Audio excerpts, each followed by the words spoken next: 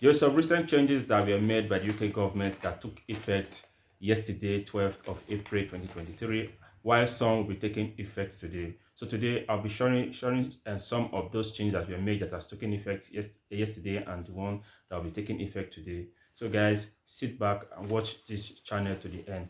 Hello guys, welcome to my YouTube channel. If it's your first time of seeing my face, you are welcome. Please, if this content is something you like, don't endeavor to subscribe to my channel.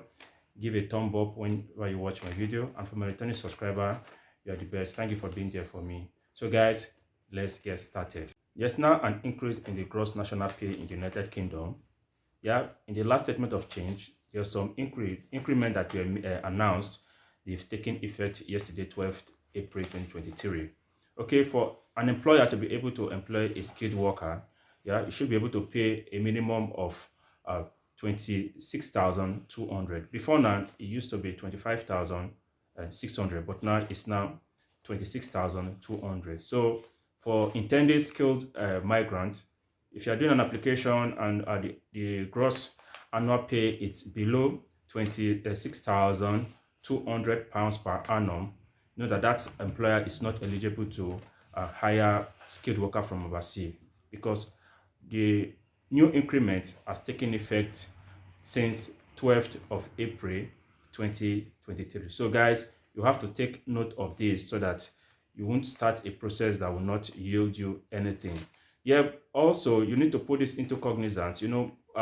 Any skill set that is fall under the shortage occupational list, the employer has the liberty to pay below the annual national minimum wage, 20% lesser than the amount that is pegged for a skilled worker. That is why most health and skilled worker with a skill set 645, the annual minimum annual pay for such a job is usually 20,480, because it's lesser than the average annual minimum wage. Okay, but with this increment, those that fall under the shortage occupational list employers should be able to pay minimum of 20,940 pounds per annum. So take this into cognizance. Any employer that is paying lesser than that will not be eligible. Also, the going rate per hour that any employer can pay a skilled worker from abroad should not be lesser than, before now, should not be lesser than £10 10 pence, but that has also been increased to £10 75 pence. So all of these changes took effect yesterday, 12th April 2023. So guys, take note of these changes. Also, some of the changes that took effect yesterday is the electronic travel authorization, ETA. This is for those within the EU countries. It's no longer news that the UK has left the EU after the Brexit. Okay, so any country, anybody that reside in any of the EU country, for them to be able to come to United Kingdom effective from 12th April 2023, we need the what? Electronic Travel Authorization, ETA. You can do that on the application is done online using the mobile identification tracker to do your application online. So this is for selected country, those that reside or those that have status within the EU countries cannot travel down to United Kingdom using the electronic travel authorization. Without that, you will not be able to come to United Kingdom. Alternatively, you can as well apply for visa, but then the electronic travel authorization is like an e-visa that you can apply on your own using the mobile identification tracker to make your application with ease without you booking any appointment or going to any of the home office for application. Okay. One of the changes that were made that will take effect today is the Innovators Founders Route. Will take effect today, 13th March 2023. I talked about this in my previous video. It's one way you can migrate to the United Kingdom. You don't need certificate of sponsorship. Rather, what you need is an endorsement from an endorsing body. Okay, what you do is the sector you are operating, look for an endorsing body in that sector, send your proposal with all the supporting documents. Once the proposal is endorsed, that is enough for you to apply for your skilled for your visa to be able to come to United Kingdom to do your business. And the good part of Innovators Founders route, it doesn't have a particular amount that you need to have your account, like a minimum balance, unlike the startup visa that has £50,000 minimum that you should be able to show that you have to be able to run your business. With the Innovators Founders route, you don't need a capital base, because you can start your business even with £5,000. This is one area I will advise my audience to also look into. I talked about this in one of my videos displayed on the screen. Guys, you can go back to my channel, watch and see how you can leverage on the Innovators Founders route to be able to make a migration dream come alive. One other important of this Innovators Founders route is you doesn't need to stay in the United Kingdom for 5 years before you get your indefinite leave to remain.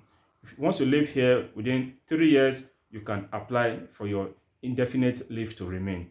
The advantage of this Innovators Founders route is limitless, because you can as well work for other employer. Of course, when you start up a business newly, it takes time for business to flourish. Okay, while you are still nursing your business, try to get your footing firm within that sector, within that new environment. You need to be spending more. Then with this route, you can as well work for other employer. You can see how flexible it is. While you are running your business, you can as well work for other employers. So guys, you can also leverage on this Innovators Founders route to see how you can make your migration dream come alive. There will be some concern over the removal of the skill set 6145 from the shortage occupational list that is eligible to for health and care workers. So many persons have been reaching out to me, and it's kind of scary because so many persons doesn't know their fate, what to do, what next. Guys, this is not the end of the road. I've done detailed research about this a few days ago, and I found that yes, that the skill set 6145 was actually removed. But then you can as well, you're still eligible to apply for the support worker role, because you can also find it on skill set 6141. Okay, it's clearly stated on that support workers is also included in that skill set 6141. So there's no cause for alarm. If the skill set 6145 has been removed, you can as well find the same job role that skill set 651 covers is also included on 6141. So guys, there's no cause for alarm. Yes, the only reason I will want to tune to that direction of so many persons who felt they don't know their fate for the removal of that, the government have not come up to announce anything. They've not put up a formal statement about the removal or what is the fate of those who are planning to come to United Kingdom using that route.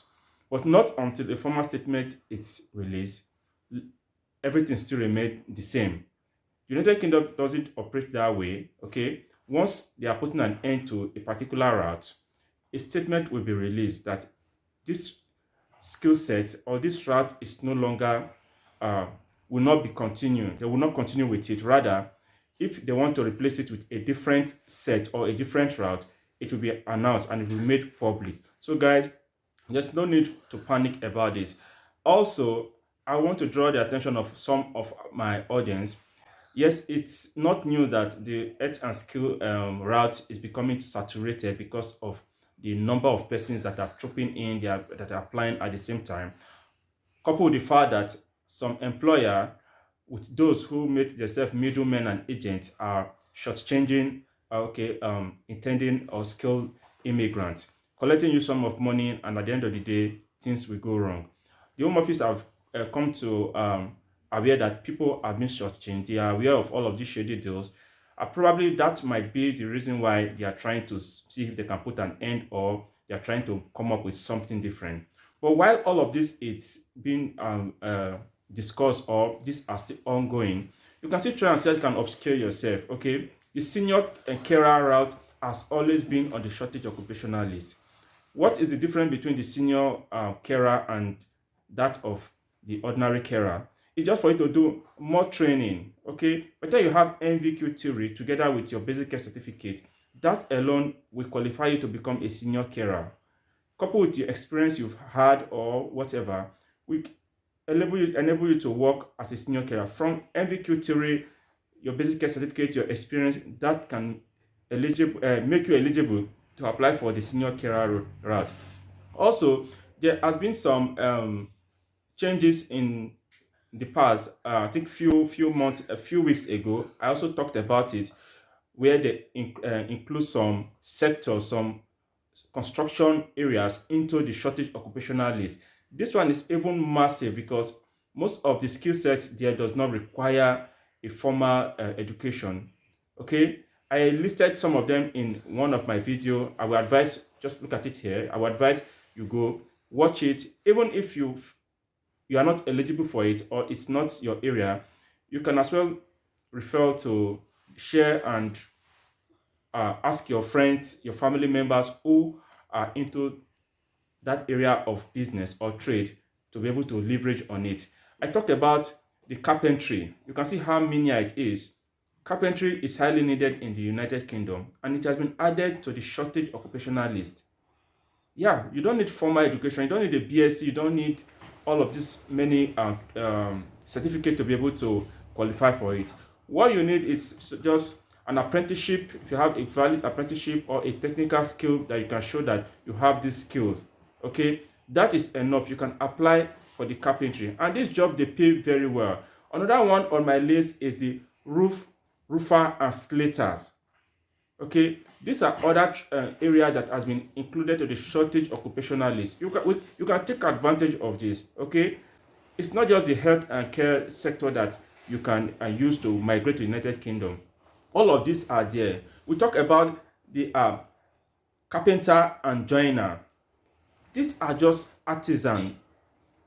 Some of the job we commonize, they pay high, they pay very well. If you call a carpenter or a workman to come and do a job in your house for 2 hours, sometimes the amount it will collect from you is something that you will work all day in your a place of work.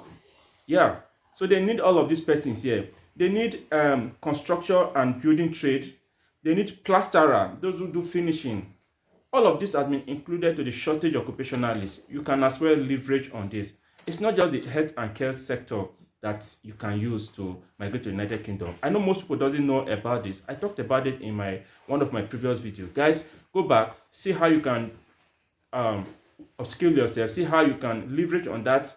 If you are not eligible, those around you, if they are eligible, you can use them to achieve your dream. And note, all of these skills I'm talking about, once you use it to get your skilled worker, you can use it to bring your family and other. It's not restricted to you alone. The same thing that applies to the health and care skilled worker. The same thing applies to all of this. They've been included in the shortage occupational list. The requirement has been reduced. So guys, don't just stick your neck to the health and care. Look at other area. I think in my subsequent video, I will try as much as possible bringing more content about Australia, New Zealand. Those are also world power. Those are countries that can measure up with the United Kingdom and any country in the world. They are also in need of some of these jobs. So I'll be bringing some content so that my audience can have variety. They can have wider area for them to look into to see how they can make their migration plan come alive. So guys, we've come to the end of today's video. If this video is something you like and it's impactful to you, guys, don't forget to subscribe. Always give a thumb up whenever you watch my video, even if you don't watch it to the end. Giving a thumb up will allow YouTube to recommend my content to a wider audience, okay, and so many persons will benefit from the content I'm sharing. So thank you. See you in my next video. Bye.